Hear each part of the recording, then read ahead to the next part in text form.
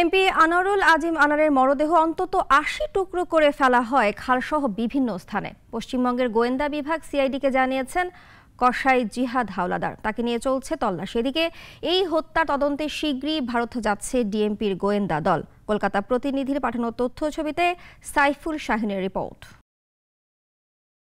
ঝিনাইদহ ৪ আসনের সংসদ সদস্য আনোয়ারুল আজিম আনারকে খুনের ঘটনায় কসাই জিহাদকে ১২ দিনের রিমান্ডে পেয়েছে পশ্চিমবঙ্গের পুলিশ। জিজ্ঞাসাবাদ করছে সিআইডি। জিহাদ হাওলাদার জানিয়েছেন, দক্ষিণ ২৪ পরগনা জেলার ভাঙড়ে এমপি আনারের লাশের টুকরো ফেলা হয়েছে। তারপর থেকেই গত ২ দিন ধরে দফায় দফায় চলছে তল্লাশি। কৃষ্ণমাটি খালের পানিতে নামানো হয় কলকাতা পুলিশের দুর্যোগ মোকাবেলা বাহিনীর ডুবুরিদের, তবে মেলেনি লাশের টুকরো। বেলা ১২টা থেকে আবার শুরু হয় তল্লাশি। খালে জাল ফেলা হয়, সাথে নামানো হয় নৌকাও, কিন্তু এখনও সফলতা পায়নি তদন্তকারী কর্মকর্তারা।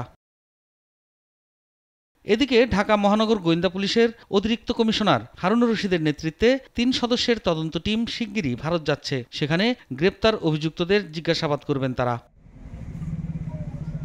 পুলিশ জানায়, খুনিরা চেয়েছিল কলকাতার সেই ফ্ল্যাটে নিয়ে তাকে ২ দিন রেখে ব্ল্যাকমেল করে কিছু টাকা আদায় করতে, কিন্তু অতিরিক্ত চেতনানাশক প্রয়োগের কারণে চেতনা না ফেরায় আগেই সংসদ সদস্যকে খুন করা হয়।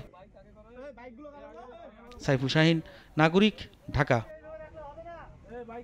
ওয়ালটন ফ্রিজ কিনে অনেকের মতো আপনিও হয়ে যেতে পারেন মিলেনিয়াল। সেরা পণ্যের সেরা অফার।